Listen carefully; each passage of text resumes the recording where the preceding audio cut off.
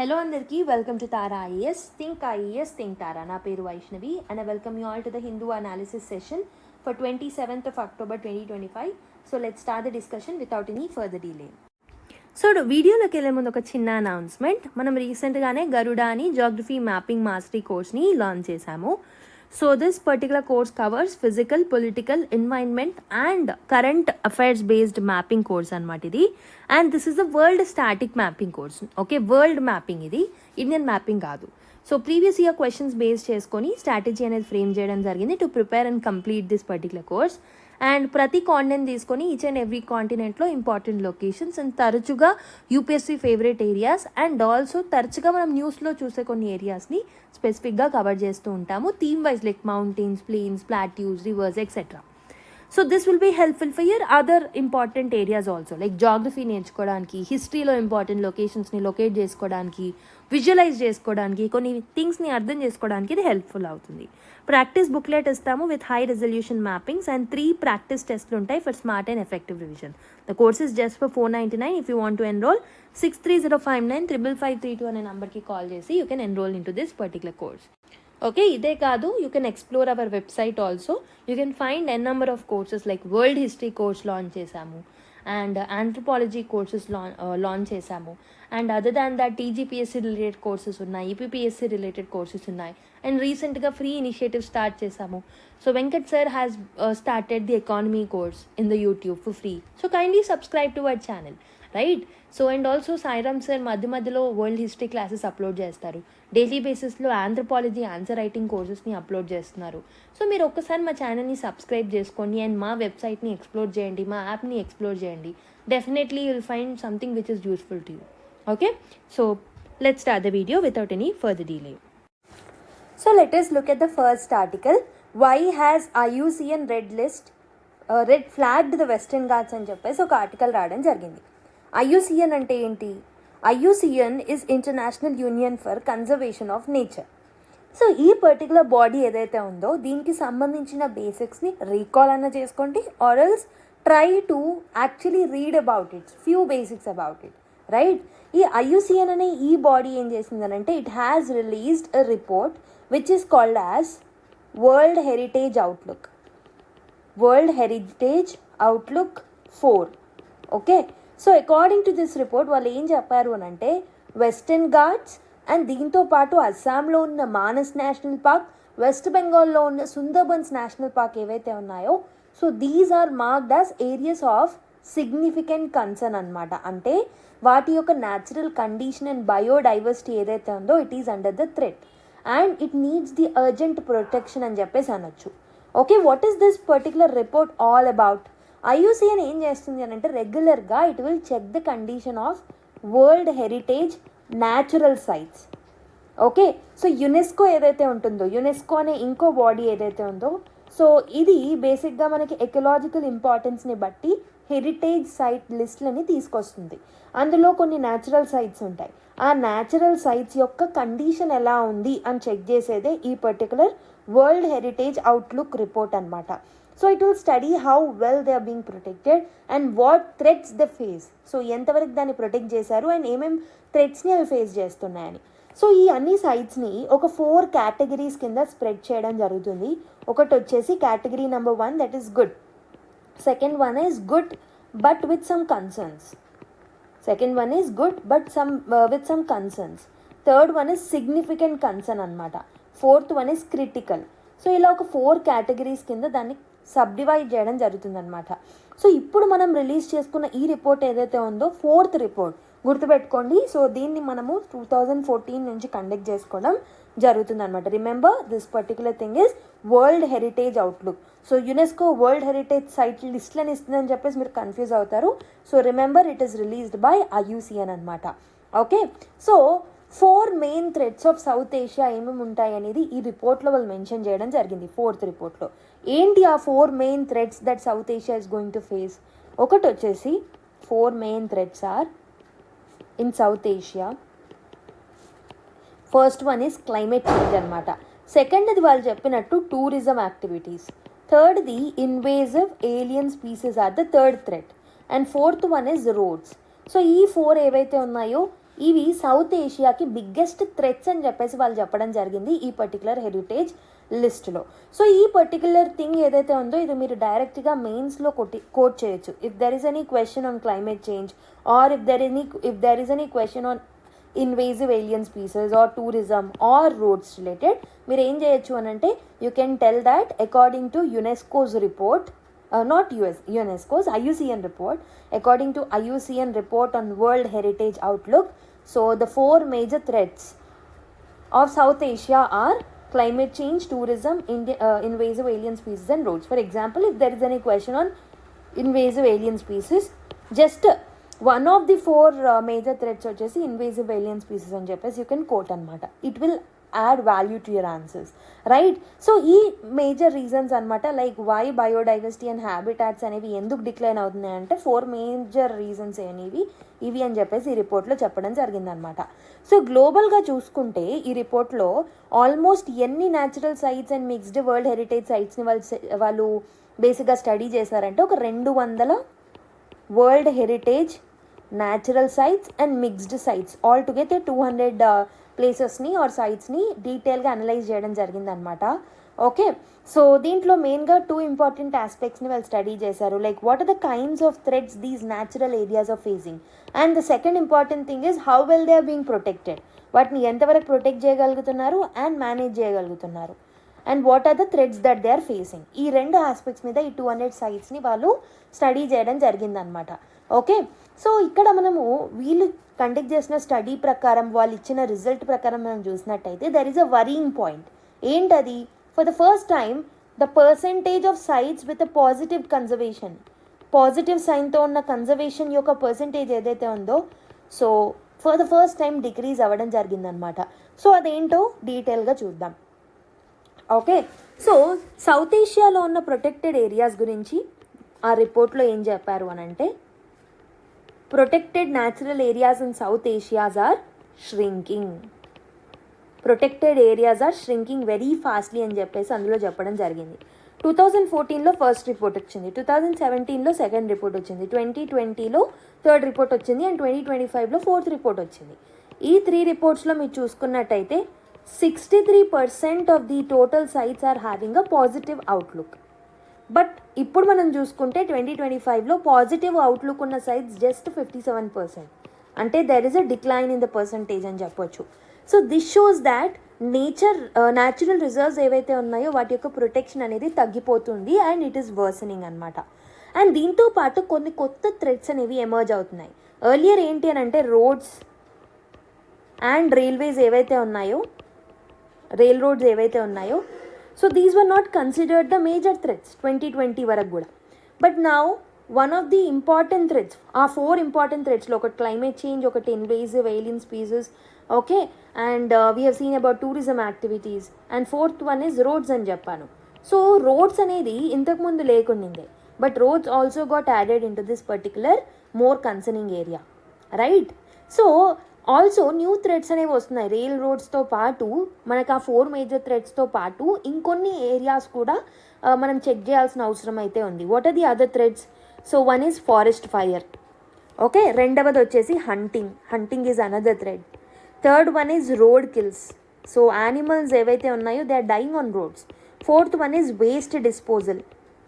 5th one is encroachment, okay, and there are other reasons like illegal logging also. So మనం నేర్చుకున్న 4 థ్రెడ్స్తో పాటు మిగతా థ్రెడ్స్ కూడా ఉన్నాయి. పాజిటివ్ అవుట్లుక్ అనేది, పర్సంటేజ్ ఆఫ్ పాజిటివ్ అవుట్లుక్ అనేది తగ్గడానికి, సో 63 to 57% తగ్గడానికి these are the threats that actually are leading to this decline in the percentage అని చెప్పేసి ఇక్కడ మనకు ఆర్టికల్లో చెప్పడం జరిగిందనమాట. మరి ఇండియన్ సైడ్స్కి వస్తాయి. సో మనం ఓవరాల్గా సౌత్ ఏషియన్ వైపు చూసాం ప్రస్తుతం వరకు. ఇండియన్ సైడ్ మీరు చూసుకున్నట్టయితే if you look at the Indian sites, so ఏషియాలో ఉన్న Asians, South Asian or Asian సైడ్స్లో టోటల్ 32 ఉన్నాయి. So these 32 are marked good but with some concerns. Total 32ని గుడ్ కేటగిరీలో పెట్టాము, but they have some concerns. So ఇందులో ఈ 32లో ఒక 4 ఇండియాలో ఉన్నాయన్నమాట. ఏంటవి? ఒకటి వచ్చేసి great Himalayan national park. So great Himalayan national park ఒకటి. రెండవది వచ్చేసి కాజీరంగా నేషనల్ పార్క్. మూడవది వచ్చేసి Keoladeo national park. Okay. And fourth వచ్చేసి Nanda Devi and valley of flowers. Nanda Devi and valley of flowers national park. ఈ 4 ఏవైతే ఉన్నాయో ఇవి ఈ 32 ఏవైతే ఏషియాలో 32 గుడ్ కేటగిరీ కింద కన్సిడర్ చేశారో అందులో ఉన్నాయి ఇవి 4. But they also have few concerns అనమాట. ఓకే. సో బేసికలీ ఈ 4గిట్లలో ద గుడ్ కేటగిరీ కింద పెట్టింది ఏంటి అని అంటే which particular national park has been kept under the category called good అంటే so that is Kaziranga national park అనమాట. అంటే it is having a good shape అని చెప్పొచ్చు as of now. Okay. So మనం దాని ప్రొటెక్షన్ని అలానే కంటిన్యూ చేసుకోవాలి. It is in the good position అని చెప్పొచ్చు అనమాట. సో మిగతా 3ని కూడా లిస్ట్ చేశారు but they are not listed under the good category. Okay. And ఇంకొక ఇంపార్టెంట్ థింగ్ని కూడా ఇందులో మెన్షన్ చేయడం జరిగింది, that is about the Western Ghats. So they have spoken about the importance and the condition of Western Ghats. So if you look at the importance and condition of the Western Ghats lo there are a number of chain of mountains అనేవి ఉన్నాయి. And there are many forests. Okay. So ఇక్కడ ఉన్న forest ఏంటి అని అంటే చాలా forest they are older than Himalayas. Mountains కూడా they are older than Himalayas. And also western ఘాట్స్లో మనకి ఎక్స్ట్రీమ్లీ రిచ్ బయోడైవర్సిటీ అనేది ఉంటుంది. And there are many type of species that are existing over there. Okay. So which are endemic to that particular region. And around 325 globally threatened species ఏవైతే ఉంటాయో like plants కానీ, animals కానీ, birds కానీ, reptiles కానీ, fishes కానీ, amphibians కానీ around 325 okay globally threatened ఉన్న species కూడా మనకు వెస్టర్న్ ఘాట్స్లో ఉన్నాయి. So for example we can tell Nilgiri tahr ఏదైతే ఉందో it is a unique mountain goat. Okay. So అది ఓన్లీ వెస్టర్న్ ఘాట్స్లో మాత్రమే ఉంటుంది. సో కాబట్టి it is a biodiverse region and it is hosting many globally threatened species and unique species. And also there are forests and mountains which are older than Himalayas and endemic species kuda chaala ekku unnai. So that is where ecology perspective lo alochiste Western Ghats is the most important area for us, right? So but Western Ghats is under the danger according to this report. So Western Ghats anevi enduku endangered avutundi ani ante there are few reasons that are quoted. First one is hydropower projects. So for example 5,843 crore worth, you don't need to remember the number, but in the crore worth unna oka project, the project name is Sillahala pumped storage hydroelectric projects anamata. Nilgiri area lo teeskocharu. So ee particular project dwara they are planning to build the dams. Okay, Sillahala, remember this location, Sillahala and Kunda. ఈ particular rivers ఎక్కడ ఉన్నాయంటే కేరళలో అని గుర్తుపెట్టుకోండి, Sillahala and Kundala. So ఈ particular Kunda and Sillahala అనే rivers మీద they are trying to build the dams. Almost దీన్ని ఎందుకు తీసుకొస్తున్నారంటే to produce the generate the electricity worth of 1000 megawatt of electricity అనమాట. సో ఇలాంటి లార్జ్ హైడ్రో పవర్ ప్రాజెక్ట్స్ని ఇక్కడ తీసుకురావడం వల్ల సో డెఫినెట్లీ అక్కడ ఉన్న natural rivers, forest and wildlife they'll ఉంటాయో దెల్ be under the disturbed stage. And దాంతోపాటు టూరిజం ప్రెషర్.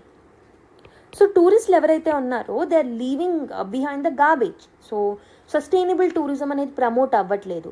సో ఇక్కడ గార్బేజ్, ప్లాస్టిక్ ఇవన్నీ వదిలేస్తున్నారు which animals are eating. For example elephants are eating without knowing the difference between what is the living thing and what is the eatable one and what is the non-eatable one. Okay, so this is causing health problems and also sometimes human animal conflicts అనేవి పెరుగుతున్నాయి due to tourism. And third important reason ఏంటి అని అంటే plantation crops అనేవి they are replacing the forests. So forests are the natural habitats for many living beings, right? కానీ దాన్ని మనము plantation crops like tea, coffee, rubber ప్లాంటేషన్స్తో replace చేయడం వల్ల కూడా సో అక్కడున్న న్యాచురల్ హ్యాబిటాట్స్ అనేవి డిస్ట్రక్ట్ అవుతున్నాయి. 4 important thing is climate change. So climate change ఏం చేస్తుంది, యానిమల్స్ని, బర్డ్స్ని some higher places or cooler ఏరియాస్కి మైగ్రేట్ అయ్యేలాగా చేస్తుంది. For example there are some birds like Nilgiri flycatcher and black and orange flycatcher. So నేను ఇక్కడ మెన్షన్ చేసిన స్పీసెస్ గురించి స్పెసిఫిక్గా వాటి యొక్క డీటెయిల్స్ నేర్చుకోండి. సో నేను ఇక్కడ రివర్స్ గురించి చెప్పాను, సిల్లహాలా అండ్ కుండా. Try to note it down. మీరు ఎప్పుడైతే స్టాటిక్ నేర్చుకుంటారో వాటితో పాటు ఈ రివర్స్ కూడా నేర్చుకోవాలి. whenever you're learning about the species or whenever you're going through any monthly magazine, look at whether these kind of species are covered or not. లేకపోతే మీరు special attention వీటికి ఇచ్చి స్పెసిఫిక్గా నోట్స్ చేసుకొని పెట్టుకొని you need to add into that monthly magazine itself. Okay, so yeah, I come back to that particular note making further. So దానికన్నా ముందు let me continue the discussion. So ఈ Nilgiri flycatcher and black and orange flycatchers ఏవైతే ఉన్నాయో they are shifting their habitat upward because cooler ప్లేసెస్ని వెతుక్కుంటున్నాయి. And దీంతో పాటు fifth important thing is invasive species వల్ల కూడా, లైక్ ఫారిన్ ట్రీస్ లైక్ యూకాలిప్టస్ కానివ్వండి, అకాకియా కానివ్వండి, సో నేటివ్ ఫారెస్ట్లో స్ప్రెడ్ అవుతున్నాయి, అక్కడున్న ఈకోసిస్టమ్ని టోటల్గా డ్యామేజ్ చేసి వస్తుంది. కాబట్టి these are the different reasons why the Western Ghats is under the threat. So రేపు పొద్దున మీకు జాగ్రఫీలో కానీ ఎన్వైర్న్మెంట్లో కానీ డైరెక్ట్ క్వశ్చన్ రావచ్చు. So what are the different reasons why the Western Ghats biodiversity is under the threat అని. సో దాట్స్ వేర్ ఈ పర్టికులర్ పాయింట్స్ అనేవి these are the golden mine అని చెప్పొచ్చు. Okay, so yeah, I'm digging the basically I'm mining and I'm giving this golden content to you. So try to use this particular content, try to actually use it in the answers. Okay, and ఈ రిపోర్ట్ని mention చేయండి. రిపోర్ట్లో ఈ కన్సర్న్స్ని mention చేశారని చెప్పండి. It will do a value addition to your point. Okay, it will add some value to your existing point. Okay, and దీంతో పాటు western ఘాట్స్తో పాటు సుందర్బన్స్ ఏదైతే ఉంటుందో, సుందర్బన్ మ్యాంగ్రోవ్స్ ఏదైతే ఉంటుందో దాంట్లో ఉన్న థ్రెట్స్ గురించి కూడా, సుందర్బన్స్ మ్యాంగ్రూవ్, సో ఇక్కడ ఎందుకు థ్రెటన్ అవుతుంది, ఈ పర్టికులర్ ఏరియా అనేది ఎందుకు థ్రెటన్ అవుతుంది అనేది కూడా మెన్షన్ చేశారు. So we know Sundarbans is very important for the Bengal tiger హ్యాబిటాట్స్కి వెరీ ఫేమస్. అండ్ దాంతోపాటు మ్యాంగ్రూవ్ ఫారెస్ట్కి కూడా చాలా ఫేమస్. కానీ ఇక్కడ కొన్ని సీరియస్ థ్రెట్స్ అనేవి ఉన్నాయి. Like there is an increase in salinity, water కంటెంట్లో సాల్ట్ అనేది పెరుగుతుంది. And second important thing is metal pollution ఎక్కువగా పెరుగుతుంది, very unique point, high metal pollution. And third important thing is overuse of natural రిసోర్సెస్ని overuse చేస్తున్నారు, unsustainable extraction is happening over here. And fourth important thing is sea level rise and storm surges. So ఇవన్నీ ఎందుకు అవుతున్నాయి? It is because of the climate change, right? ఇవన్నీ mangrove trees ఏవైతే ఉన్నాయో వాటన్నిటిని, అక్కడున్న బయోడైవర్సిటీని కూడా థ్రెట్ చేస్తున్నాయి. సో ఒకటి sea level rise, storm surge మీకు ఈజీగా ఐడెంటిఫై చేస్తారు. You can brainstorm and you can write the answer. Salinity అనేది కూడా మనకు అర్థమవుతుంది. బట్ ఈ పర్టికులర్ మెటల్ పొల్యూషన్ ఏదైతే ఉంటుందో it's a unique point. You need to quote whenever you're writing about some threats to the biodiversity or especially Sundarbans గురించి question వచ్చినప్పుడు you can mention that. Okay, so but there are some signs of hope. While many sites అనేవి ట్రబుల్లో ఉన్నప్పటికీ, so some sites not in India but few are quoted in this article with respect to China. So ఇందులో మనము కొన్ని signs of హోప్స్ని మనం తీసుకురావచ్చు. So for example చైనాలో there is a well protection of their particular sites. For example చైనాలో Badain Jaran desert and Chengjiang fossil site. Remember, ఈ places in news లో మీకు అడుగుతారు. They'll just quote this particular name and they'll ask in which particular country this particular location is located అని. You need to identify it. So basically Badain Jaran Desert, Chengjiang fossil site and Mount Huangshan. Okay, ఈ 3 ఏవైతే ఉన్నాయో these are quoted the best sites అనమాట. So these are rated among the best managed protected areas in the world. Okay, అయితే మనకి ఈ particular world heritage protected sites అనేవి, natural sites అనేవి ఎందుకు important? Natural world heritage sites ఏవైతే ఉన్నాయో they cover less than 1% of area of the earth surface. కానీ ఈ పర్టికులర్ ఏరియాస్లో మనకి తెలిసిన నోన్ స్పీసెస్ ఏవైతే ఈ ప్లానెట్ ఎర్త్లో ఉన్నాయో 20% of the known species are there in this particular area. That's over almost 75,000 plant species and 30,000 animal species అనేవి ఇక్కడ ఉన్నాయన్నమాట. Like mammals, birds, fishes, reptiles, amphibians ఇవన్నీ ఉన్నాయి, right? So that is why ఈ natural world heritage సైట్స్ని మనం protect చేయడం very very important అవుతుంది. Okay, so why is this report important? మరి మన world I mean the countries in the world have agreed under Kunming Montreal global biodiversity framework. ఇందులో అందరూ countries they have agreed to stop the biodiversity loss. And UNESCO world heritage convention కూడా it is playing a very important role in these efforts. So it is helping us protect the sites. So కాబట్టి extraordinary బయోడైవర్సిటీని protect చేసుకోవడానికి ఇలాంటి particular reports ఏవైతే ఉన్నాయో they will help us to conserve and come up with the policies. So that's way this particular thing is very very important. Okay, I hope you have understand. నేను ఒక్కసారి ఇందులో మీరు ఏమేమి so other information నేర్చుకోవాలని నేను ఒక్కసారి quote చేస్తాను.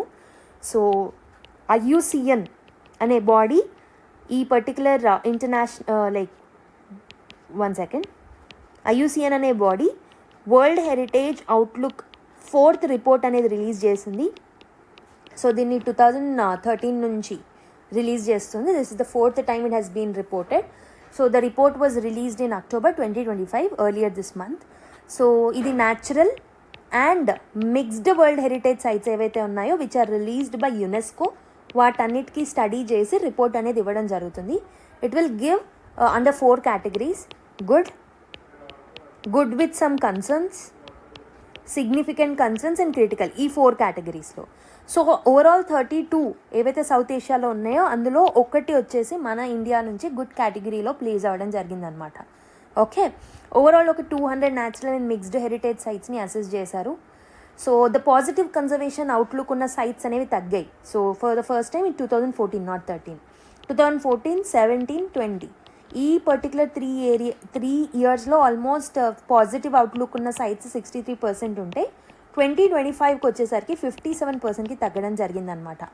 So 4 main threads గురించి చెప్పారు. ఒకటి క్లైమేట్ చేంజ్, ఒకటి టూరిజం యాక్టివిటీస్, ఒకటి ఇన్వేజివ్ ఏలియన్ స్పీసెస్, ఇంకొకటి రోడ్స్ అనేది కొత్తగా యాడ్ అయిన category. Okay, so now for the first time top 5 great థ్రెడ్స్లో రోడ్స్ అనేవి కూడా యాడ్ అవ్వడం జరిగిందనమాట.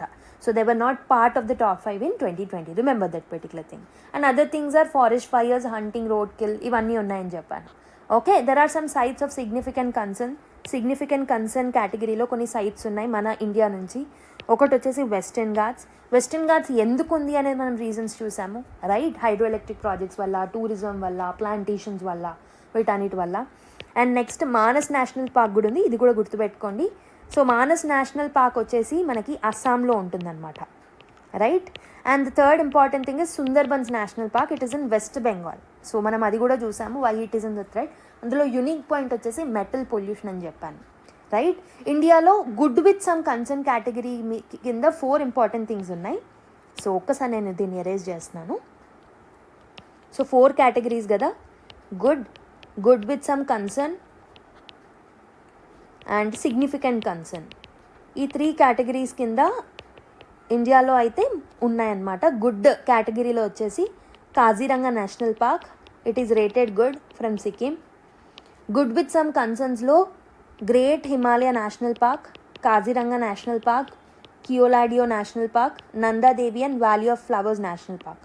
సిగ్నిఫికెంట్ కన్సర్న్స్లో western Ghats, Manas national park from Assam, Sundarbans national park from the west Bengal. So ఇవి ఇండియా నుంచి అనమాట. ఇవి మనకి ప్రిలిమ్స్లో అడుగుతారు.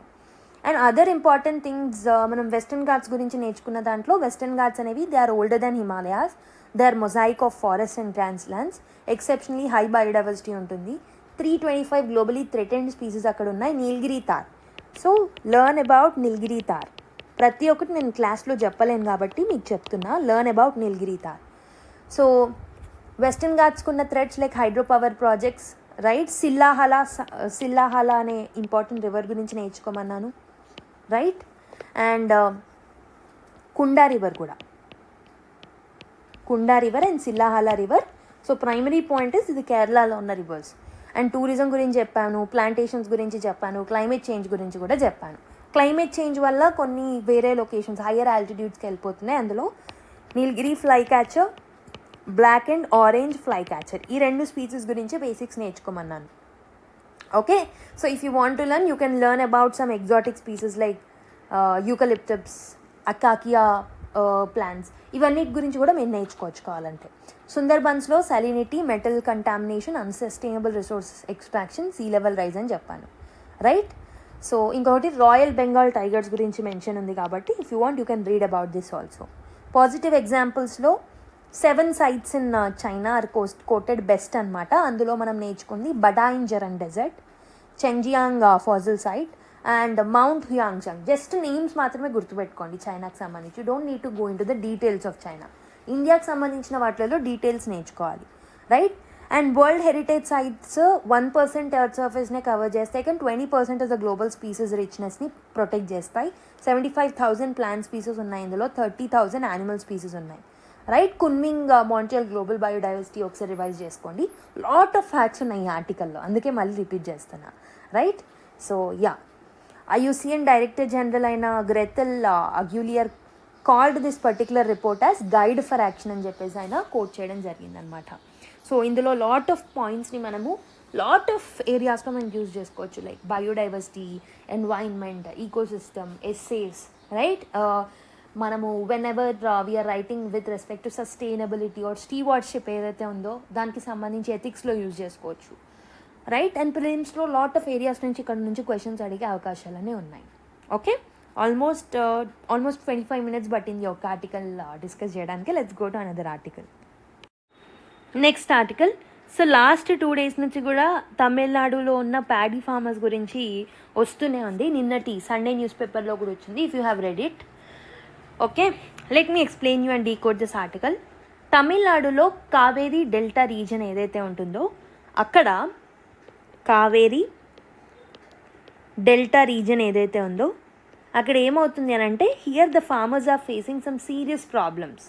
సో దేనికి సంబంధించి అంటే ప్యాడీ ప్రొక్యూర్మెంట్ గురించి, స్టోరేజ్ గురించి కొన్ని సీరియస్ కన్సర్న్స్ని వాళ్ళు ఫేస్ చేస్తున్నారు.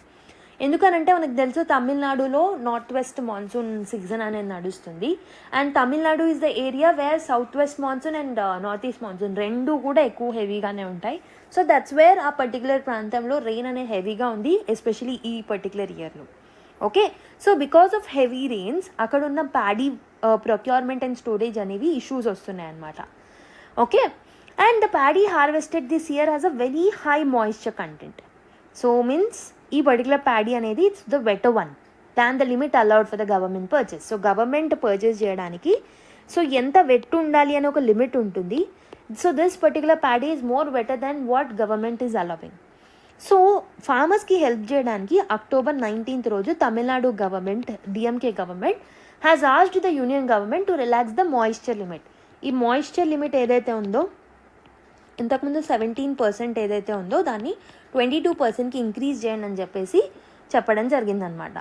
సో రెస్పాన్స్లో union ministry of consumer affairs, food and public distribution వాళ్ళు ఒక 3 teamsని ఫామ్ చేయడం జరిగిందనమాట to visit this particular areas and to assess the situation. Okay, అసలు ఎందుకు ఈ ప్రాబ్లం అనేది జరిగింది, ఎందుకు జరిగింది అని అంటే కావేరీ డెల్టాలో ఈ ప్రాబ్లం అనేది న్యూ కాదు. అండ్ ఈ కావేరీ డెల్టా అనేది, remember this Kaveri delta is called as rice bowl of south India అని చెప్పేసి అంటూ ఉంటారనమాట. So but this year the problem has become more serious. Normal regular ప్రాబ్లమే it has become more serious because of few combined reasons, కొన్ని reasons వల్ల. ఏమేమి ఆ reasons ఏంటి అని అంటే first one is farmers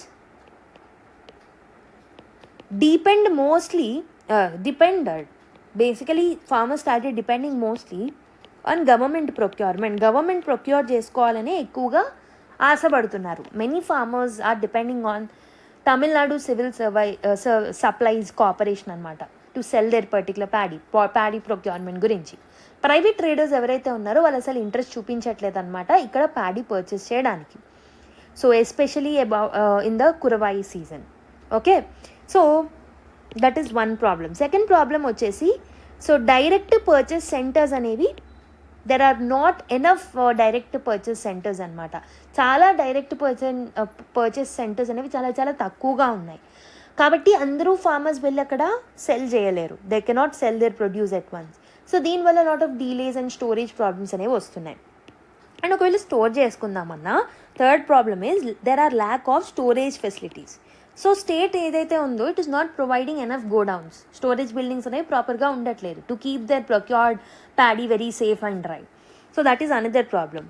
fourth important problem is bumper harvest. So ఈ year ఏదైతే ఉంటుందో this has seen a record high yield of the paddy. Normally 4 lakh acres ఏవైతే ఉన్నాయో are under the paddy cultivation in this particular season. కానీ now 6 lakh acres అనేది paddy కల్టివేషన్కి పెట్టారనమాట. That is bumper production వల్ల కూడా, బంపర్ హార్వెస్ట్ వల్ల కూడా. So it is creating a problem. And also ఇక్కడ కావేరీ వాటర్ అనేది ఎక్కువ అయిపోయిందనమాట. ప్లెంటీ ఆఫ్ వాటర్ అనేది కావేరీ రివర్లో అవైలబుల్ ఉంది. సో చాలామంది ఫార్మర్స్ ఎవరైతే ఉన్నారో, ఎవరైతే ముందు ప్యాడీని అవాయిడ్ చేసే వాళ్ళో ఈ ఇయర్ వాళ్ళు కూడా పండించడం జరిగిందనమాట. అండ్ సిక్స్త్ ఇంపార్టెంట్ థింగ్ ఏంటి అని అంటే, so there is a delay in హార్వెస్ట్లో డీలే అనేది జరిగింది. And because of the heavy rainfall also so delay అనేది జరిగిందనమాట. ఓకే, ఈవెన్ లేట్ అక్టోబర్లో కూడా, సో బేసికలీ సెప్టెంబర్ ఎండింగ్లోనే అయిపోవాలి harvest season, but October ending వరకు కూడా ఇంకా జరుగుతూనే ఉంది. అండ్ ఆల్సో అన్సీజనబుల్ రెయిన్స్ ఏవైతే ఉన్నాయో అవి కూడా మాయిశ్చర్ లెవెల్ కంటెంట్ని పెంచాయి. సో అందుకే మాయిశ్చర్ లెవెల్ లిమిట్ని పెంచమని చెప్పేసి సెంటర్కి అడగడం జరిగిందనమాట. సో ఇక్కడ యూనియన్ గవర్నమెంట్ రోల్ ఏంటి? డీసెంట్రలైజ్డ్ ప్రొక్యూర్మెంట్ స్కీమ్ కింద, డీసెంట్రలైజ్డ్ ప్రొక్యూర్మెంట్ స్కీమ్ అనే స్కీమ్ ఉంటుంది. దీని కింద union ministry of consumer affairs ఏదైతే ఉంటుందో, of food and public distribution, so they will give the state governments అక్కడ నుంచి like they will purchase some paddy and wheat on the behalf of the centre అనమాట. ఈ particular body, that is decentralised procurement scheme కింద union ministry of consumer affairs ఏదైతే ఉందో అది ప్యాడీని, వీటిని స్టేట్ గవర్నమెంట్స్ నుంచి on behalf of the centre it will purchase అనమాట. ఓకే, సో వాళ్ళకి పర్చేస్ చేయడంతో పాటు స్టేట్ ఏం చేస్తుంది అని అంటే, it will store and they will distribute the grains as per the central policy. And central government pays the cost for the procurement. ఒక్కసారి నేను ఇది I'll wipe it out and I'll explain you once again. So ఇక్కడ ఒక బాడీని mention చేశాను. The name of the body is decentralised procurement scheme. ఈ particular decentralised procurement scheme కింద union ministry of consumer affairs, food and public distribution ఏదైతే ఉందో, ఈ particular ministry ఏదైతే ఉందో, సో స్టేట్ గవర్నమెంట్స్ నుంచి ప్యాడీని, వీటిని పర్చేస్ చేస్తుంది. సో స్టేట్ అదే కాకుండా state will also store and they'll distribute the grains. So ఈ పర్టికులర్ గ్రెయిన్స్ని ప్రొక్యూర్ చేసినందుకు గాను so central government will pay some kind of cost for the states అనమాట. And also this particular ministry will also monitor the quality standards of the food grains. Okay, so basically దీనికి వెనకాలు అంటే ఇది procure చేసుకునేటప్పుడు ఫార్మర్స్కి minimum support price అనేది pay చేస్తారు. And this MSP is also fixed by the centre only. But some states including Tamil Nadu, they are giving some extra incentives also to farmers on top of the MSPs. So moisture norms అనేవి కూడా ఉంటాయన్నమాట. Moisture norms ఏంటి అని అంటే, ప్యాడీకి 17% moisture content ఉంటే, దానికన్నా up ఉంటే తీసుకోరు, దానికన్నా డౌన్ ఉంటే తీసుకుంటారనమాట. సో మాయిశ్చర్ మీటర్స్ ఉంటాయి, లైక్ డిపిసిస్లో, రైల్ హెడ్స్లో, గోడౌన్స్లో, వాటితో మెజర్ చేస్తారనమాట. మోడర్న్ రైస్ మిల్స్లో కూడా టూల్స్ అనేవి ఉంటాయి మాయిశ్చర్ని మెజర్ చేయడానికి. సో ఇప్పుడు సెంటర్కి ఒక బాధ్యత అనేది ఉంది, it need to relax the moisture norm so that ఈ పర్టికులర్ రైతులకి నష్టం జరగకుండా ఉంటుందన్నమాట. ఓకే, ఇన్ ద పాస్ట్ ఆంధ్రప్రదేశ్లో, పంజాబ్లో కూడా రిలాక్స్ చేశారు సిమిలర్ రిక్వెస్ట్తో.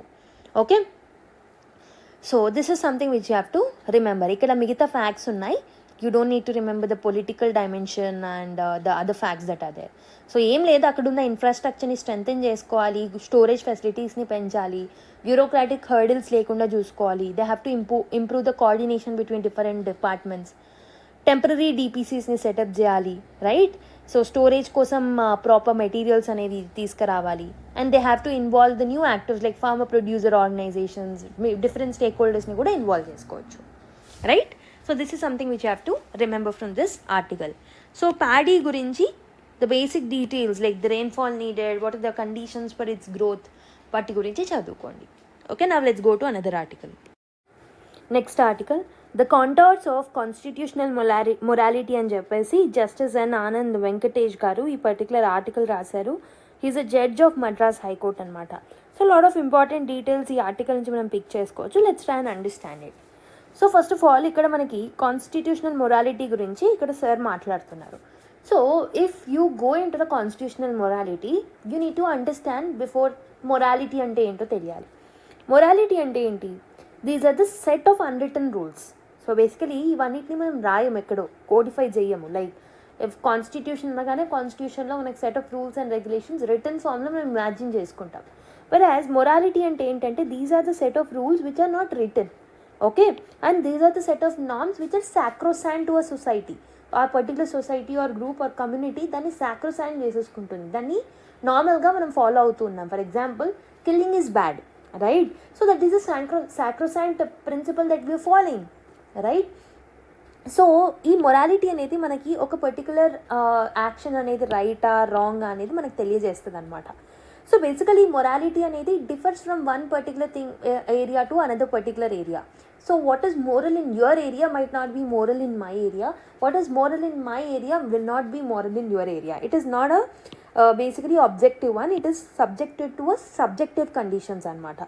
So basically enduku ఇది subjective అని అంటే it is influenced by lot of things. For example, it is influenced by conscience, it is influenced by religion, culture, political things, philosophical things. ఇలా different things ఏవైతే ఉన్నాయో that will influence the concept called as morality. That's why we are calling it as a very subjective thing. It differs from one particular community or one particular part of society to another particular part of society. Coming to the other angle which basically this term has, that is constitutional morality అని అంటున్నాం. Morality అంటే ఏంటో మనకు అర్థమైంది. But కాన్స్టిట్యూషన్లో morality ఉంటుందా? Is constitution about norms? So norms అనేవి ఆ పర్టికులర్ మోరల్ ప్రిన్సిపల్స్ అనేవి చేంజ్ అవుతూ ఉంటాయి. But constitution is not about rule of majority. So basically morals అనేవి ఏమవుతాయి? మోరల్స్ అనేవి this will become sacrosanct to that particular society. For example, so let me give you a negative example. సతీ తీసుకోండి. ఒకప్పుడు సతీని ఒక moral ప్రిన్సిపల్గా అందరు follow అయ్యేవాళ్ళు ఇండియాలో. But ఆ టైంలో ఒకవేళ మన కాన్స్టిట్యూషన్ అప్పుడే రాస్తుంటే, if it is based on liberal ideals, ఆ కాన్స్టిట్యూషన్లో డెఫినెట్లీ సతీ ఇస్ రాంగ్ అని చెప్పేది, రైట్? సో కాబట్టి ఆల్వేస్ మోరల్స్ అనేవి కాన్స్టిట్యూషన్తో అబైడ్ అయ్యి ఉండాలనేం లేదు. So morals are about rule of majority of people in that particular community ఏం థింక్ చేస్తే అదే ఒక రూల్ అవుతుంది. But constitution goes by some liberal ideals, democratic ideals, rational ideas అనేవి ఉంటాయి, రైట్? ఫర్ ఎగ్జాంపుల్, ప్యాట్రియార్కీ అనేది it is a norm or it is a basically accepted thing in the society. But equality అనేది it is a basis of the constitution. Gender equality, we should not actually go through gender discrimination. So that is a constitutional ideal, whereas patriarchy is a ideal of norm, idea of morality. So కాబట్టి if మీకు morality అర్థమైంది, constitution అర్థమైంది. But what is constitutional morality? Constitutional morality అంటే it is nothing to do with this morality అనే concept. మొరాలిటీలో ఉన్న positive థింగ్స్ని మాత్రమే మనం కాన్స్టిట్యూషనల్ మొరాలిటీలో చూస్తూ ఉంటాం, like the positive aspects of morality, right? అంటే ఏంటి? కాన్స్టిట్యూషన్లో మనకు set of rules and regulations ఉంటాయి కదా. సో వాటన్నిటిని లెటర్ మీద ఉన్నట్టే కాదు, అందులో లేనివి కూడా. సో మోరల్స్ అంటే ఏంటి? విచ్ ఇస్ నాట్ రిటర్న్, అందులో లేనివి కూడా, బిట్వీన్ ద లైన్స్ ఉన్న కాన్సెప్ట్స్ని కూడా మనము స్పిరిట్తో ఇంప్లిమెంట్ చేయడమే constitutional morality. For example, so procedure established by law అనే కాన్సెప్ట్ ఏదైతే ఉందో, under the rule of law, so it is basically as part of the constitution. కానీ with time between the lines మనం ఆలోచించి we have converted with respect to the judiciary case to case బేసిస్లో procedure established by లాలో due process of law అనేది కూడా ఉంటుందని చెప్పింది. So it means that we are not only accepting it in letter but also we are accept it in spirit also. I hope you have understood. So constitutional morality అంటే లెటర్లో ఉన్న, అంటే on రైటింగ్లో ఉన్న థింగ్సే కాదు, సో బిట్వీన్ ద లైన్స్ ఉన్న important trivials ఏవైతే ఉన్నాయో వాటిని కూడా మనం ఫాలో అవ్వాలి. So this is basically applied by the courts. So constitutional ideals అనేవి సర్వైవ్ అయ్యేలాగా కోర్ట్స్ కేస్ టు కేస్ బేసిస్లో మన ఫౌండేషనల్ ఫాదర్స్ యొక్క ఐడియల్స్ అండ్ వాళ్ళ యొక్క థాట్స్ని మనం ప్రొటెక్ట్ చేసుకుంటూ వచ్చామన్నమాట. So the idea of constitutional morality goes back to Britain. 1960s బ్రిటన్లో ఒక ఇంపార్టెంట్ థింగ్ అనేది very famous, that is Hart and Devlin debate అనమాట. సో హార్ట్ అండ్ డెవ్లిన్ ఏ పర్టికులర్ టాపిక్ మీద డిబేట్ చేశారు, ఆ పర్టికులర్ కాన్సెప్ట్లో కాన్స్టిట్యూషనల్ మొరాలిటీ అనే ఐడియా ఎందుకు వచ్చింది? Let's see that.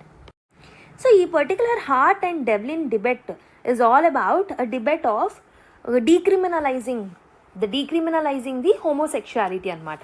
హోమోసెక్షువాలిటీ అనే కాన్సెప్ట్ని డీక్రిమినలైజ్ చేయాలా వద్దా అనే ఒక పర్టికులర్ డిబేట్ అనేది జరగడం జరిగింది. సో హార్ట్ యొక్క వ్యూ పాయింట్ ఏంటంటే లా ఏదైతే ఉంటుందో, చట్టం ఏదైతే ఉంటుందో, it should not interfere in the personal యాక్ట్స్లో చట్టం అనేది ఇంటర్ఫియర్ అవ్వకూడదు అని చెప్పేసి హార్ట్ యొక్క basically interpretation. So he's telling that constitutional morality అనేది it will not let us interfere into the personal matters of anyone. Let me give you another example. For example, sovereignty of a nation is something which we need to protect, right? ఒక particular area యొక్క సావర్నిటీని మనం protect చేయడం is a very important principle of our foreign policy, right? So అలాగే వాళ్ళు కూడా మన సావర్నిటీని protect చేయాలని మనం అనుకుంటాం. సో అది లెటర్ అండ్ స్పిరిట్లో ఆ పర్టికులర్ కంట్రీ యొక్క సావర్నిటీ ప్రొటెక్ట్ చేయాలి అని రాయకున్నా, if it is not hampering us, definitely we'll protect the sovereignty of that particular country. అంటే లెటర్లో లేకున్నా we'll try to protect it because it is a moral act, right? It is a moral act according to us.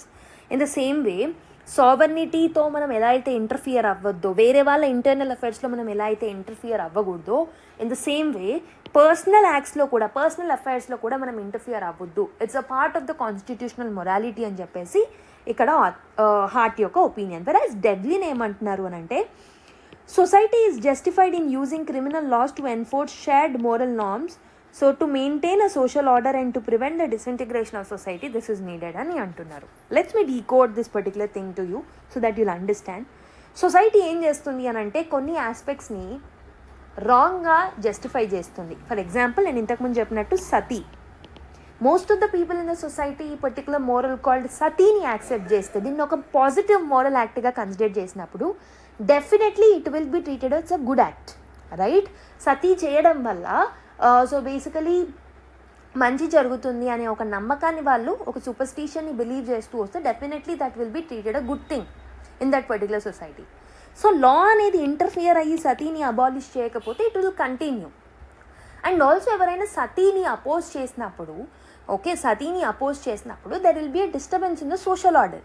Instead of that law అనేది interfere అయ్యి సతీని abolish చేసినప్పుడు ఈ social ఆర్డర్ని మనం మెయింటైన్ చేయొచ్చు, డిసార్డర్ని ఆర్డర్లోకి వచ్చేలాగా మనం మెయింటైన్ చేయొచ్చు.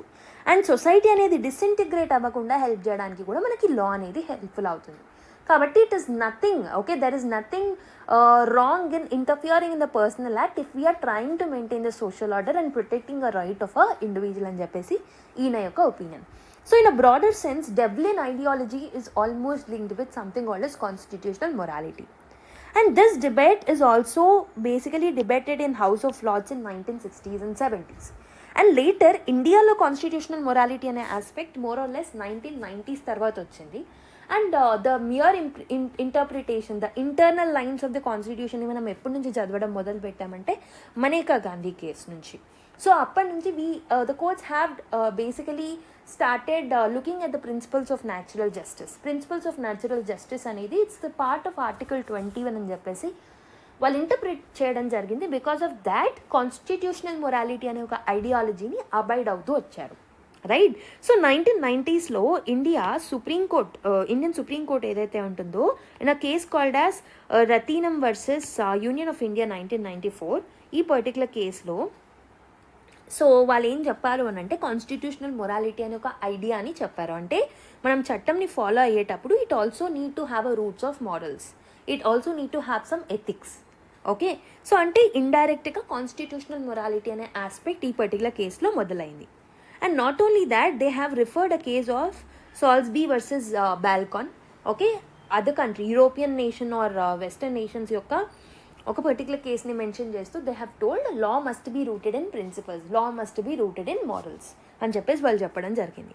So this is where 1990s నుంచి ఇండియాలో కూడా కాన్స్టిట్యూషనల్ మొరాలిటీ అనే ఒక కాన్సెప్ట్ని కోర్ట్స్ అనేవి యాక్సెప్ట్ చేయడం మొదలుపెట్టాయి. అండ్ మీరు ఏన్షియంట్ డేస్లోకి వెళ్ళినా అప్పట్లో ఉన్న చట్టాలు ఏవైతే ఉన్నాయో, అప్పుడున్న రూల్స్ ఏవైతే ఉన్నాయో, there was no distinguishment between law and మోరల్స్కి లాస్కి ఎలాంటి డిఫరెన్స్ అనేది లేకుండింది, okay? For example, we had a concept of dharma అనేది it is a law and also a moral, okay? So there was no clear distinction between them. And also not only that, Thirukkural గారు he has spoken about the virtue called as ఆరం.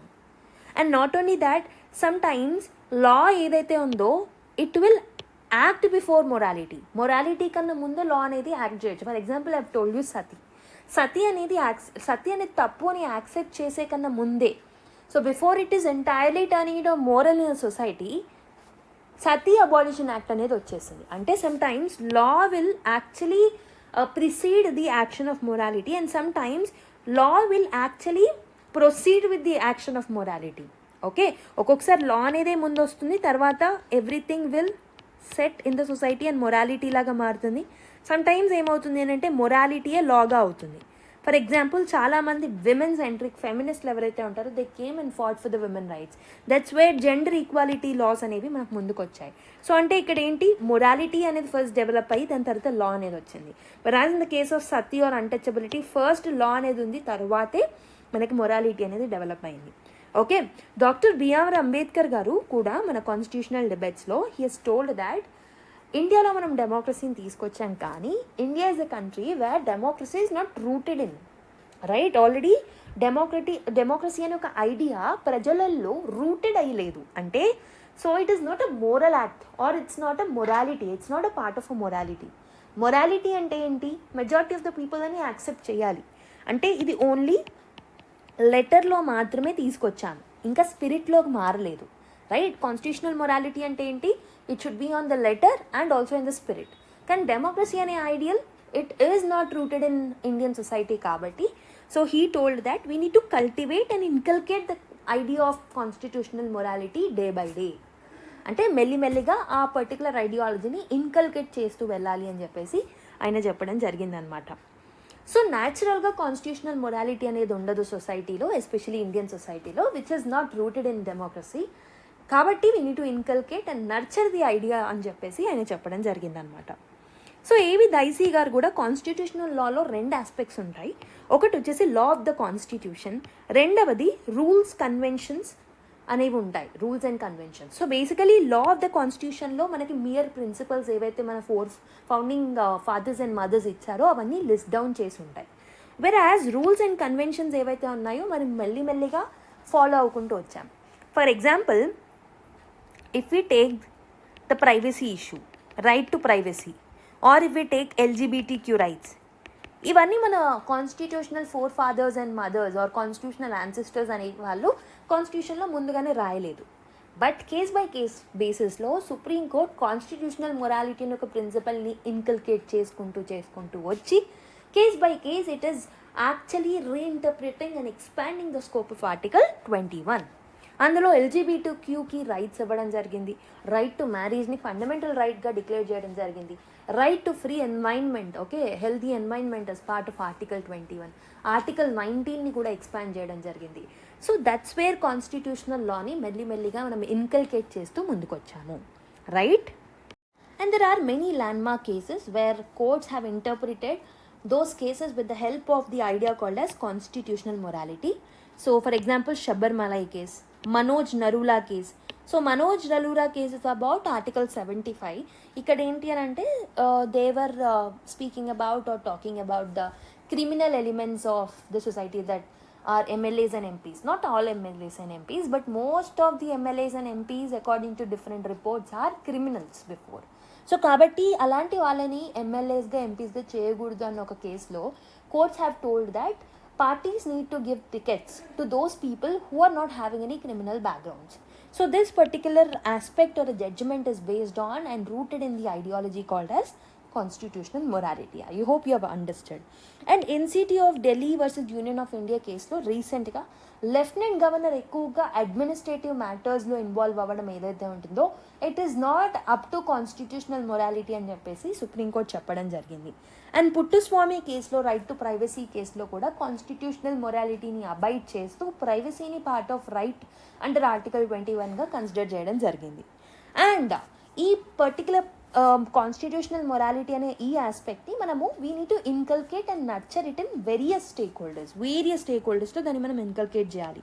So the democratic institutions that are there, for example election commission of India, finance commission of India, and non-constitutional bodies like National Commission for Women, and constitutional bodies like NCSC, NCST, and other bodies like judiciary, okay, and the parliament and even the executive body, and through the processes like elections, okay, and also awareness in the people, civil society organizations, ఇలా వీళ్ళందరూ ఈ ఐడియల్స్ని nurture చేసుకోవాలి. Citizenship awareness అనేది పెరగాలి, I mean సిటిజన్స్లో awareness అనేది పెరగాలి, and institutions need to adapt it and it need to cultivate it, right? So through that only మెల్లిమెల్లిగా కాన్స్టిట్యూషనల్ మొరాలిటీలో ఉన్న ప్రిన్సిపల్స్ ఏవైతే ఉన్నాయో ఇన్ స్పిరిట్ మనం ఫాలో అవుతూ వెళ్తాం. I hope you have understood. This is one of the beautiful articles from today's newspaper. Me opinion కూడా చెప్పండి. How did you like this article అని? Now let's go to another one. Winding up the clock of Indian Nepal law, economic ties అని చెప్పేసి మంజీవ్ సింగ్ పూరి గారు, the former ambassador to Nepal, and Atul K. Thakur garu is a policy professional, columnist and writer with special focus on South Asia. So both of these particular people have written this article. So let's try to decode it, right? So October 1 రోజు RBI కొన్ని new set of announcements అనేవి ఇవ్వడం జరిగింది. Okay, so RBI has given a new set of announcements on October 1. So ఈ particular steps ఏవైతే ఉన్నాయో definitely they are the part of the plan to internationalize the Indian rupee. ఆ 3 significant steps ఏంటనేది చూద్దాం. ఒకటి వచ్చేసి lending of Indian rupees, Indian rupees. So ఈ particular step ఏదైతే ఉందో, సో ఆథరైజ్డ్ డీలర్ బ్యాంక్స్ ఏవైతే ఉన్నాయో, ఓకే, ఆథరైజ్డ్ డీలర్ బ్యాంక్స్ ఏవైతే ఉంటాయో ఇండియాలో, now they can lend Indian rupees even to the non residents who are staying in, non residents Indians ఎవరైతే నేపాల్లో, భూటాన్లో, శ్రీలంకలో ఉన్నారో వాళ్ళకు కూడా ఈ పర్టికులర్ ఐఎన్ఆర్ని లెండింగ్ అనేది చేయొచ్చు. ఎవరైతే ఓకే నాన్ రెసిడెంట్స్ ఉన్నారో, ఎన్ఆర్ఐస్ ఉన్నారో, who are staying in Nepal, Bhutan and Sri Lanka, cross border trade and transactions easy అవ్వడానికి they can give it to the, now they can lend the Indian rupees అని చెప్పేసి చెప్పారనమాట. This is the first step. Okay, I will repeat again. Indian rupees ఏవైతే ఉన్నాయో authorised dealers they can lend this Indian rupees to the non residents who are staying in Nepal, Bhutan and Sri Lanka, so that trade and transactions అనేవి cross border payments ఈజీగా అవుతాయి. రెండవ step ఏంటి అని అంటే they are allowing special rupee vostro accounts for investments కోసం వాళ్ళు special rupee vostro అకౌంట్స్ని అలౌ చేస్తున్నారు. అంటే ఫారిన్ బ్యాంక్స్ ఏవైతే ఉన్నాయో now they can use special rupee vostro accounts, ఈ అకౌంట్స్ని so basically which are holded with Indian banks to invest in Indian corporate bonds. So ఈ వాస్ట్రో అకౌంట్స్లో ఉన్న మనీని ఇండియాలో ఉన్న కార్పొరేట్ బాండ్స్ మీద, కమర్షియల్ పేపర్స్ మీద ఇన్వెస్ట్ చేయొచ్చు. In addition to the already permitted government సెక్యూరిటీస్తో పాటు ఇవి కూడా చేయొచ్చు. థర్డ్ ఇంపార్టెంట్ థింగ్ ఏంటి అని అంటే ఒక transparent reference rate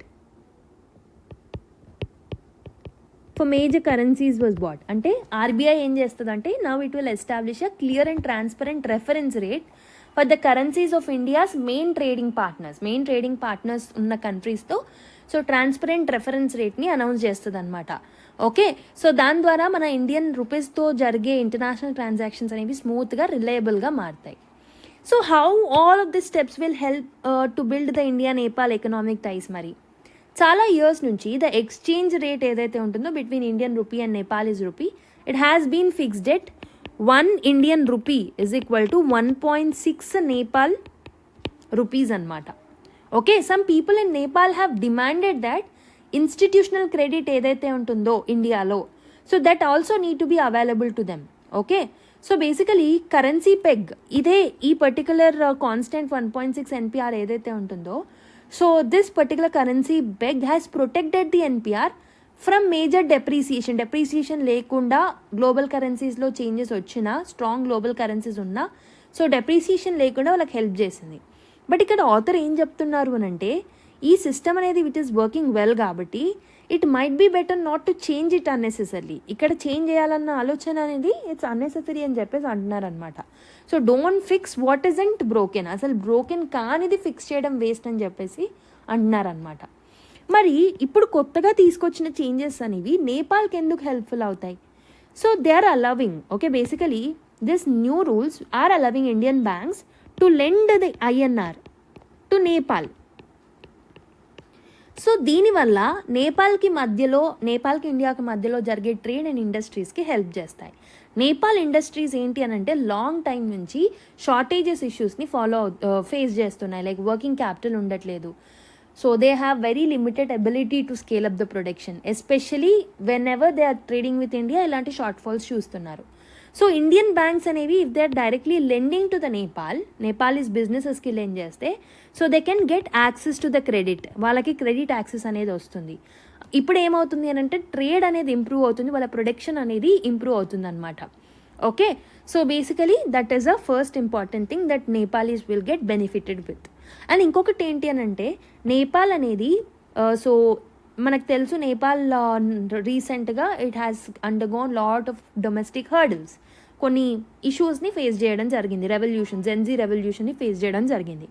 okay, so first of all COVID-19 lockdowns తర్వాతనే పార్షల్గా రికవర్ అవుతూ వచ్చిందనమాట. బికాజ్ హై రెమిటెన్స్ ఇన్ఫ్లోస్ వల్ల Nepal is working abroad, lot of the Nepalese are working abroad.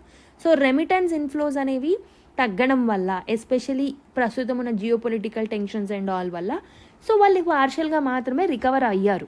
Okay, so but ఈ particular recovery కూడా it did not last long. Industrial sector of the Nepal is remaining very very weak అనమాట. So Nepali బ్యాంక్స్లో there is lack of confidence, అందుకే క్యాపిటల్ని lend చేయట్లేదు, so అప్పులు అనేవి ఇవ్వట్లేరు అనమాట. అండ్ ఆల్సో చాలా రూల్స్ అండ్ రెగ్యులేషన్స్ అనేవి ఉన్నాయి, లెండింగ్ రూల్స్ అనేవి చాలా స్ట్రింజెంట్గా ఉన్నాయి అక్కడ. సో కాబట్టి ఎవరైతే స్మాల్ బిజినెసెస్ ఉన్నారో నేపాల్లో వాళ్ళకి ప్రాపర్ క్రెడిట్ యాక్సెబిలిటీ అనేది రావట్లేదు అనమాట, వర్కింగ్ క్యాపిటల్ అనేది ఉండట్లేదు. Not only small businesses but bigger businesses ఎవరైతే ఉన్నారో they are also facing some supply chain concerns. Okay, small businesses మీద డిపెండ్ అయి ఉన్న బిగ్ బిజినెసెస్ కూడా they are facing the concerns అనమాట. సో డొమెస్టిక్ డిమాండ్ అనేది it has worsened the situation, there is very low domestic demand, that is also worsening this particular situation of Nepal. ఈ problems ఏవైతే ఉన్నాయో so ఈ problems అనేవి they are creating some structural economic issues in Nepal. దీనివల్ల unemployment rate అనేది కూడా చాలా పెరిగిపోయింది. ఓకే, దానివల్ల పొలిటికల్ ఇన్స్టెబిలిటీ వచ్చింది, people started doing revolutions also. Okay, మరి ఇప్పుడు ఇండియా తీసుకున్న ఈ చిన్న మూవ్ ఏదైతే ఉందో అది నేపాల్ ఎకనామీని ఎలా హెల్ప్ చేస్తుంది అంటే మనము INR that is Indian rupee lending పాలసీని చేంజ్ చేస్తున్నాం, రైట్? సో ఈ డీలర్స్ ఎవరైతే ఉంటారో రికమెండెడ్ డీలర్స్ వాళ్ళ ద్వారా so we can lend the money to them. And also మన దగ్గర ఉన్న వాస్ట్రో అకౌంట్స్ని వాళ్ళు కార్పొరేట్ బాండ్స్లో ఇన్వెస్ట్ చేయొచ్చు. బికాస్ ఆఫ్ దాట్ అక్కడి నుంచి వచ్చిన మనీని కూడా వాళ్ళు క్రెడిట్గా వాడుకోవచ్చు. ఆ credit barriers and payment barriers ఏవైతే ఉన్నాయో వాటన్నిటిని సాల్వ్ చేసుకోవచ్చు. And USA also recently they have announced 10% tariff for Nepal exports. టారిఫ్స్ని నేపాల్ మీద కూడా వదలలేదన్నమాట. సో కాబట్టి ఇండియన్ రూపీ ఫినాన్స్డ్ ఇంపోర్ట్స్ ఏవైతే ఉన్నాయో from India they can use it. Okay, global supply కెపాసిటీని వాళ్ళు పెంచుకోవచ్చు against this particular tariffs also.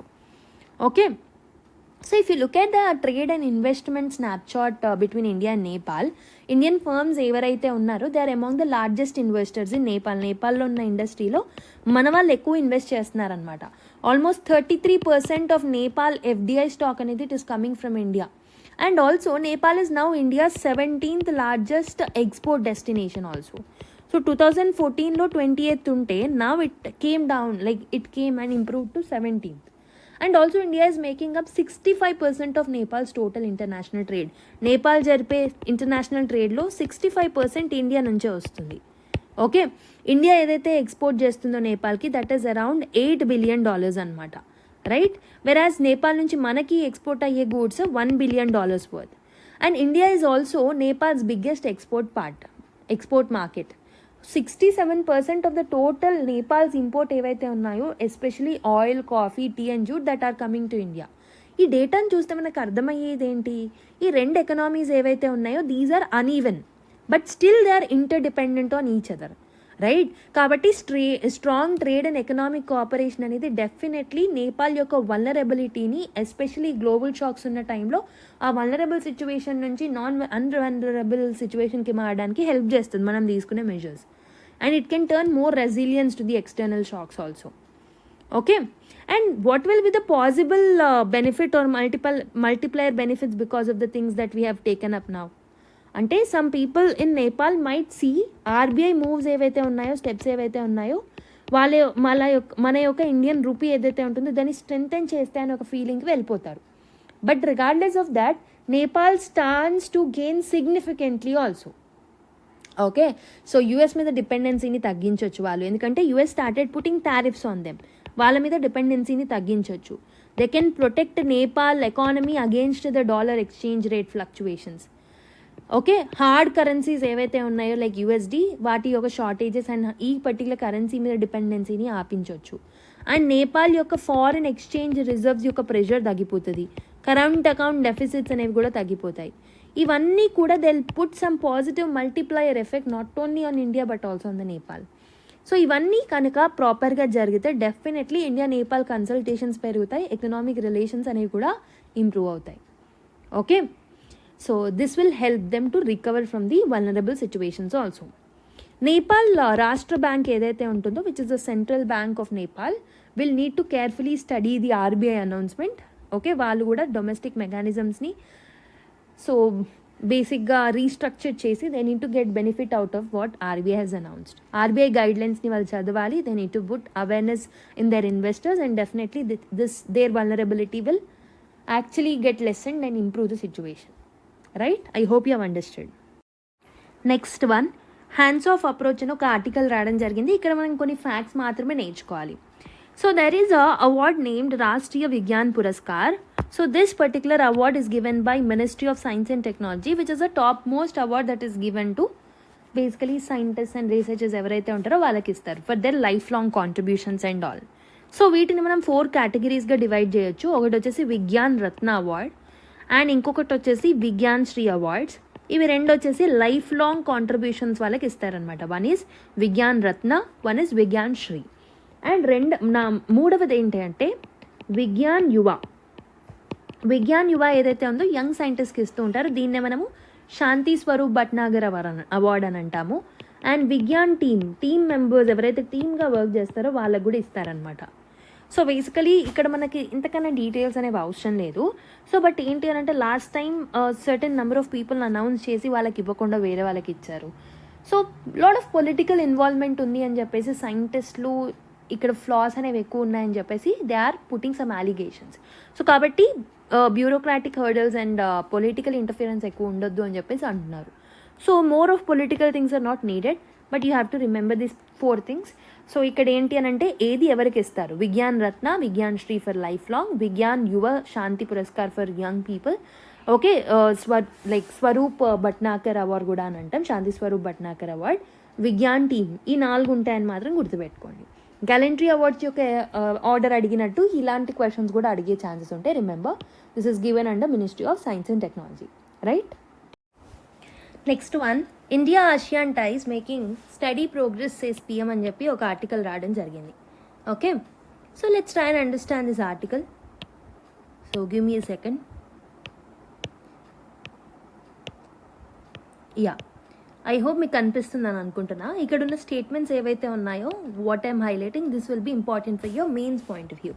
India ASEAN strategic partnership has continued to prosper despite the prevailing era of uncertainties అని చెప్పేసి ఇక్కడ prime minister Narendra Modi గారు చెప్పారు. సో సేమ్ స్టేట్మెంట్ క్వశ్చన్ లాగా అడగొచ్చు మిమ్మల్ని మెయిన్స్లో. సో రీసెంట్గా జరిగిన 22nd మీటింగ్, సో నేను ఆల్రెడీ చెప్పినట్టు నరేంద్ర మోదీ గారు అటెండ్ అవ్వలేరు, వర్చువల్గా అటెండ్ అయ్యారు. So this 22nd Asian Indian summit ఏదైతే ఉంటుందో ఇది ఎక్కడ జరిగింది అని అంటే మలేషియన్ క్యాపిటల్ అయిన కౌలాలంపూర్లో జరిగిందనమాట. సో ఇక్కడ ఆసియాన్ని ఒక కల్చరల్ పార్ట్నర్గా ఇండియాకి అనౌన్స్ చేయడం జరిగిందనమాట, which is further deepening the ASEAN and India cooperation in the domain of maritime security 2026. Okay, even in the era of uncertainties, Indian ASEAN comprehensive strategic partnership has continued to make steady progress అని చెప్పేసి అన్నారు. So ఈ statements మీరు డైరెక్ట్గా you can coat it in your mains answers. India ASEAN relation was rooted in the values of friendship, trust and shared interest అని చెప్పేసి కూడా అన్నారు. అండ్ దీంతో పాటు you have to learn about this. So summit name is ASEAN India summit 22nd summit. ఇది ఎక్కడ జరిగింది అని అంటే కౌలాలంపూర్ మలేషియాలో జరిగింది. సో మన వాళ్ళు వర్చువల్గా మీట్ అవ్వడం జరిగింది. ఐ మీన్ నరేంద్ర మోదీ గారు 26th రోజు జరిగింది మీటింగ్. ఇండియా అండ్ ఆసియాన్లో ఉన్న 11 మెంబర్స్ ఎవరైతే ఉన్నారో వాళ్ళు పార్టిసిపేట్ చేయడం జరిగింది. Who are the 11 members? Let me show you. So I hope మీకు కనిపిస్తుంది. ఆసియాన్లో ఉన్న 11 మెంబర్స్ ఎవరు అంటే Brunei, Cambodia, Indonesia, Laos, Malaysia, Myanmar, Philippines, Singapore, Thailand, Vietnam and Timor Leste. So these are the 11 members అనమాట. So అయితే ఇక్కడ మీరు గుర్తుపెట్టుకోవాల్సింది ఏంటంటే తైమోర్ లెస్తే అనేది 2025 అంటే ఇప్పుడు జరిగిన సమ్మిట్లో ఇంక్లూడ్ అయిన country. And coming to what is ASEAN. ASEAN అంటే association of south east Asian nation otherwise known as ASEAN was founded in the year 1967 to facilitate economic growth, culture and political collaboration in the Southeast Asia. ఈ association అనేది it will promote peace, stability and prosperity among the member states. So ఇప్పుడు ప్రస్తుతం 11 members ఉన్నారు. Timor Leste is the 11th member. So is India member of ASEAN అంటే no, India is not a member of ASEAN. India is not a member of ASEAN member but strategic dialogue partner అనమాట. And is represented in many ASEAN based summits also. ASEAN +1 summit అయినా, +3 అయినా, east Asian summit అయినా ప్రతి దాంట్లో ఇండియాను కూడా represent చేస్తారు వాళ్ళు. India is a very close tries and partnership with them. So మన యాక్ట్ ఈస్ట్ పాలసీ స్ట్రాటజీ కింద వాళ్ళని మనం ఎప్పుడు సో ఫస్ట్ ప్రయారిటీగా ట్రీట్ చేస్తూ ఉంటాం. సో పార్టిసిపేటింగ్ కంట్రీస్ వచ్చేసి ఆ 11 members plus ASEAN country. So this particular grouping was founded in 1967. ASEAN chair 2025 is in Malaysia. Summit theme వచ్చేసి, remember this is important, theme వచ్చేసి inclusivity and sustainability. So Narendra Modi గారు వర్చువల్గా attend అవుతే జైశంకర్ గారు in person attend అవ్వడం జరిగింది. Timor Leste admitted as 11th ASEAN member. That is first important fact. ASEAN centrality అనేది Indo పెసిఫిక్లో వెరీ ఇంపార్టెంట్ అని చెప్పేసి అందులో మెన్షన్ చేయడం జరిగింది సమిట్లో. 2026ని as a year of ASEAN India maritime కోఆపరేషన్గా డిక్లేర్ చేయడం జరిగిందనమాట. Remember these particular points. And apart from this major announcements ఏం జరిగాయి అనేది కూడా మనకి important. Give me 1 more second, let me zoom in this. Yeah, I hope it is visible to you. So major announcements చూసుకుంటే 2026ని year of ASEAN India maritime కోఆపరేషన్గా declare చేశారు. But theme వచ్చేసి inclusivity and sustainability. Partnership areas వచ్చేసి security, commerce, connectivity, disaster response, maritime security and blue economy. Key areas of cooperation digital inclusion, food security, education, tourism, green energy ఇవన్నీ. Economic ties చూసుకుంటే $122.6 billion worth money అనమాట. So bilateral trade. So ASEAN community vision 2045 and Viksit 2047 alignment అనేది ఉంది రెండు కంట్రీస్కి. Cultural relations కూడా ఉన్నాయి and global significance కూడా very very important. Okay, I hope you have understood the thing. So ఒక డేటా పాయింట్ రావడం జరిగింది. ఇందులో ఉన్న important points I thought it will be important for your mains point of view, so that's why I picked this article. Most people extradited to India are economic offenders అని చెప్పి ఒక article రావడం జరిగిందనమాట. Okay, so రీసెంట్గా ఏమైందంటే delegation from UK Crown Prosecution Service so Tihar జైల్కి visit చేయడం జరిగింది to assess the poor condition and prison conditions of the poor conditions of the prison అనమాట. So this particular prison was aimed at facilitating extradition of this particular persons. Extradition ఎవరైతే అవుతారో వాళ్ళకి సంబంధించిన prison అనమాట. So దాన్ని చదవడానికి దాని గురించి తెలుసుకోవడానికి వాళ్ళు ఇక్కడికి రావడం జరిగిందనమాట. Right. So for example extradites like Vijay Mallya, Nirav Modi వీళ్ళందరూ స్టే చేసే అలాంటి వాళ్ళు స్టే చేసే ప్లేస్ అనమాట. So extradition request are initiated for cases such as investigation, under trial or for convicted క్రిమినల్స్కి ఎవరైతే వాళ్ళు ఉంటారో వాళ్ళు, ఇన్వెస్టిగేషన్లో ఉన్న వాళ్ళు, అండర్ ట్రయల్స్లో ఉన్న వాళ్ళు, వీళ్ళందరికీ ఎక్స్ట్రాడిషన్ రిక్వెస్ట్లు అనేవి వేరే కంట్రీ మనకు చేస్తూ ఉంటారు అనమాట. ఇండియా అనేది almost it has signed extradition treaties with 48 countries or union territories and మిగతా 12 కంట్రీస్తో we have extradition arrangements also. Right. And India has been stepping up efforts to secure the extradition of fugitives from foreign countries to have a free trial ఉండడానికి వాళ్ళతో కూడా మనం we are coming up with the things in the last 5 years అనమాట. And India కూడా it has made almost 133 extradition request in 2024లో ఒక్క దాంట్లోనే 133 request చేయడం జరిగిందనమాట. And it had 39 request, the highest in 2022 to 2024 అనమాట. And since 2002 we have seen a 35% of them were sent back for economic offenses and such as financial fraud, cheating and ఇలాంటి కేసెస్లోనే ఎక్కువగా వాళ్ళని పంపించడం జరిగిందనమాట. And people accused for participating in terrorist activities for offences such as terror financing and for waging war against India accounted. So total extradition కేసెస్లో టెర్రరిజంకి సంబంధించి 27% people ఉన్నారు. ఓకే, హైయెస్ట్ వచ్చేసి ఎకనామిక్ అఫెండర్స్ ఉన్నారు. And then those accused of crimes such as murder, ఇవన్నీ attempt to murder ఉన్న వాళ్ళు 21% అనమాట. వెరాజ్ అ కంట్రీ వైజ్ అనాలిసిస్ చూసుకుంటే మనం ఈ పర్టికులర్ చార్ట్లో ఎక్కువ మన దగ్గర రిక్వెస్ట్ చేసిన వాళ్ళు ఎవరు అంటే యుఏఈ అనమాట, 25. So UAE is the highest who have asked us. So basically మనం అడిగిన దాంట్లో ఏంటి, the highest is for economic offenders, right? So these are the things that you have to remember and directly use it in your mains answers. Next one, UK interested in E-Courts project, team to visit India next week అని చెప్పేసి ఒక article వచ్చింది. Let me zoom in.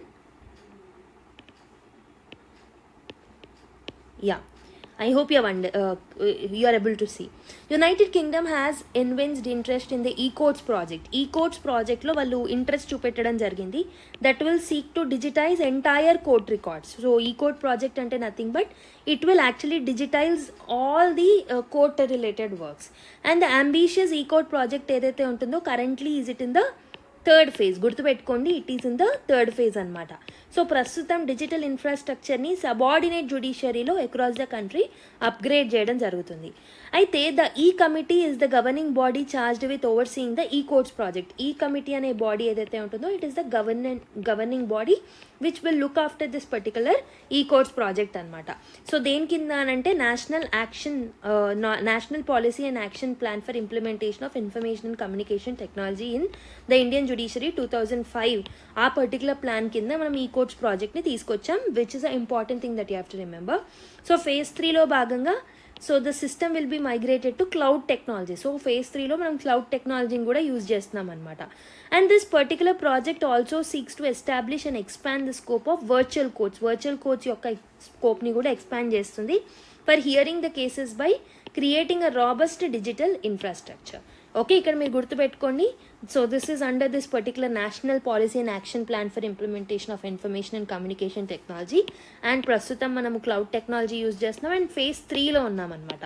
So ఈ ఈ-కోర్ట్ project నచ్చి వాళ్ళ టీమ్ని ఇక్కడికి పంపించడం జరిగింది యూకే నుంచి, right? I hope you have understood the basic facts. Hanle protects its dark skies and builds a future on star gazing అని ఒక సైన్స్ రిలేటెడ్ ఆర్టికల్ కూడా మనకి ఈరోజు న్యూస్ పేపర్ నుంచి ఇంపార్టెంట్ అనమాట. ఓకే, సో బేసికలీ హ్యాన్లే అనే ఈ విలేజ్ ఏదైతే ఉంటుందో అక్కడున్న డార్క్ స్కైస్ని ప్రొటెక్ట్ చేస్తూ ఉంటుంది అనమాట. And it is building a future on star gazing. So basically if you look at astronomy అనేది it's the oldest sciences that we know. And the sky is a free natural resource. Sky అనేది it's a free natural resource that we have. So people are living away from the city light. So ఇక్కడ హ్యాన్లే అనే ఈ particular విలేజ్లో so people are living away from the city related lights అనమాట. So దానివల్ల దానివల్ల వాళ్ళు ఏం చేస్తారు అని అంటే స్కైస్ని డైరెక్ట్గా క్లియర్గా అబ్జర్వ్ చేస్తారు, which is helpful for them for learning, imagination and even for livelihood. Hanle అనేది it is a small Himalayan village అనమాట. And it is known for one of the darkest skies in the world. Okay, so basically it is rated Bortle one అంటే ఏంటి అని అంటే highest clarity level ఉంది అని అర్థం అనమాట. So this is like a unit which measures it. So highest clarity level ఉంది అని అర్థం అనమాట. అవునా, 9-point Bortle scale it is rated Bortle 1 అంటే highest clarity level. So it's clear skies ఏవైతే ఉన్నాయో this is helpful for the astronomy, the oldest science. Okay, so India's first dark sky reserve ఏదైతే ఉందో that is also in Hanle. Hanle is now known for India's first dark sky reserve. So basically ఇక్కడే ఎందుకు create చేసాము అంటే దాని యొక్క clear night skies ఏవైతే ఉన్నాయో వాటిని అబ్జర్వ్ చేయడానికి అండ్ అక్కడ ఉన్న స్కైస్ని లైట్ పొల్యూషన్ నుంచి కాపాడడానికి. సో ఈ particular first dark sky reserve ఏదైతే ఉంటుందో it is under basically memorandum of understanding under Indian institute of astrophysics Bengaluru, union territory Ladakh and Ladakh hill development council. ఈ ముగ్గురు కలిసి దాన్ని మేనేజ్ చేస్తున్నారనమాట. హ్యాన్లే అనేది it is a reason of nomadic people. Okay, so ఇప్పుడు ప్రస్తుతం అదొక స్టార్ గేజింగ్ అండ్ టూరిజం డెస్టినేషన్గా మారింది. So what is dark sky reserve at the first place? Dark sky reserve అంటే it's an area where light pollution ఏదైతే ఉంటుందో it is kept very very low. So that sky ఏదైతే ఉంటుందో it will remain clear for star gazing and for the research purpose అది చాలా helpful అవుతుంది అనమాట. హ్యాన్లే dark sky reserve అనేది it is part of the Changthang wild life sanctuary. Remember, it is part of Changthang wild life sanctuary. So it is surrounding the Indian astronomical observatory also. ఇది ఒక government funded and science driven and sustainable development initiative అనమాట. So observatory ఏదైతే ఉందో ఈ dark sky observatory several major టెలిస్కోప్స్ని host చేస్తుంది. For example HCT, Himalayan Chandra telescope, growth India telescope which is developed by IIT Bombay, and TIFR okay telescope array ఏదైతే ఉంటుందో high altitude gamma ray telescope array అది కూడా. So next ఇంకొకటి major atmospheric Cherenkov. So these are the different type of telescopes that are placed in this particular observatory. Okay, so basically Hanle is known for many clear skies, very few dust particles ఉంటాయి and extremely low light pollution ఉంటుందన్నమాట. Okay, and also ఇంకొకటి ఏంటి అని అంటే Indian IAA Indian institute of astronomy ఏదైతే ఉందో సో అది ల్యాంప్ షేడ్స్ని, బ్లాక్అవుట్ కర్టెన్స్ని అండ్ వార్మ్ టోన్ బల్బ్స్ని అక్కడున్న హోమ్స్లో డిస్ట్రిబ్యూట్ చేయడం జరిగిందనమాట. So that they'll be staying away from the light. So అక్కడ కమ్యూనిటీని ఇన్వాల్వ్ చేయడానికి IIA నుంచి సైంటిస్టులు ఎవరైతే ఉన్నారో వాళ్ళు ఒక 25 లోకల్ యూత్ని ట్రైన్ చేయడం జరిగింది, ఇంక్లూడింగ్ విమెన్. 25లో 18 విమెనే ఉన్నారు. సో వీళ్ళు ఆస్ట్రానమీ అంబాసిడర్స్గా పనిచేస్తారు. They are given telescopes and taught how basic astronomy is. Okay, so that వాళ్ళు నైట్ స్కై టూర్స్ అనేవి చేస్తారు కాబట్టి వాళ్ళకి ట్రైన్ చేయడం జరిగిందనమాట. సో 2023 నుంచి హ్యాన్లే అనేది it is hosting a star party also. So it is a gathering for star geysers and astronomers ఎవరైతే ఉంటారో వాళ్ళు గ్యాదర్ అవుతారు. సో రీసెంట్గానే September 18 నుంచి 23 వరకు third edition of this particular Hanle star party అనేది జరిగింది. అరౌండ్ 47 పార్టిసిపెంట్స్ వచ్చారు. బిగినర్స్ ఉన్నారు, ప్రొఫెషనల్స్ కూడా ఉన్నారు. సో వాళ్ళు ఏం చేస్తారు అని అంటే ట్యూటోరియల్స్ అండ్ లెక్చర్స్ అనేవి ఉంటాయి ఈవినింగ్ టైంలో. సో దాన్ని బట్టి they'll view and they'll take the photographing of that particular sky. And the event was supported by the volunteers and the local communities also. ఒక లైట్ ఫ్రీ ఈవెంట్ అనమాట ఇది.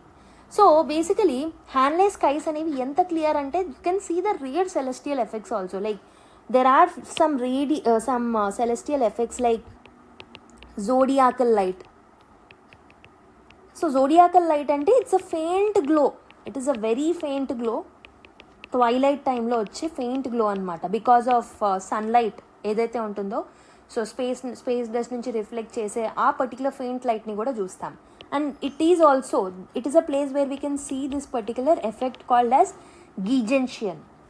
So this is a faint bright patch opposite to the sun's position.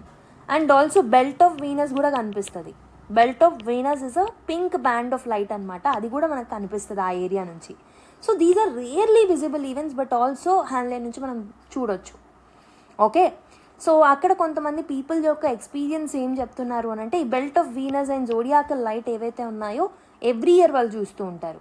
Okay, హ్యాన్లే environment అనేది చాలా తక్కువ oxygen ఉంటుంది, humidity తక్కువ ఉంటుంది, UV radiation ఎక్కువగా ఉంటుంది. అండ్ అక్కడ పార్టిసిపెంట్స్ ఎవరైతే ఉన్నారో సో వాళ్ళు ముందుగానే అక్కడ అరైవ్ అయ్యి మెడికల్ చెకప్స్ తీసుకున్న తర్వాతే అక్కడికి వెళ్తారనమాట. Okay, so basically astronomy ambassadors ఎవరైతే ఉన్నారో I told you that local పీపుల్ని ట్రైన్ చేస్తారని. వాళ్ళు ఏం చెప్తున్నారు అని అంటే ఆల్మోస్ట్ 2024లోనే 10,000 విజిటర్స్ ఉన్నారు. దానివల్ల వాళ్ళ లోకల్ ఎకానమీ అనేది కూడా గ్రో అవుతుందని. ఓకే, అండ్ ఈ పర్టికులర్ ప్లానెట్స్ ఏవైతే ఉంటాయో మూన్ ఏదైతే ఉంటుందో ఆ ఏరియా నుంచి టూరిస్టులు వచ్చి చూస్తూ ఉంటారనమాట అక్కడ. సో దానివల్ల టూరిజం కూడా చాలా పెరుగుతుందన్నమాట. Okay, so and also it is basically and another ambassador is telling that so practical astronomy యొక్క ఎక్స్పీరియన్సెస్ని కూడా షేర్ చేసుకోవడం జరిగింది ఈ ఆర్టికల్లో. Okay, so alternative learning courses like astronomy and culture కూడా లైఫ్లో చాలా ముందుకు తీసుకెళ్తాయని చెప్పేసి మనం దీని నుంచి నేర్చుకోవచ్చు. So you can see how science is linked with culture, how science is linked with economy over here, right? So మన దగ్గర ఉన్న ట్రెడిషనల్ స్కై నాలెడ్జ్ ఏదైతే ఉంటుందో దాన్ని మనం డాక్యుమెంట్ చేయగలుగుతున్నాం, రైట్? సో కాబట్టి so this is a very beautiful example where you can quote in your answers, essays and all wherever it is required. So with this let me end the discussion and and మీకు video నచ్చితే like చేయడం మర్చిపోద్దు and give you feedback to the comment box. And next క్లాస్లో మళ్ళీ కలుద్దాం. Until then take care, bye and keep smiling.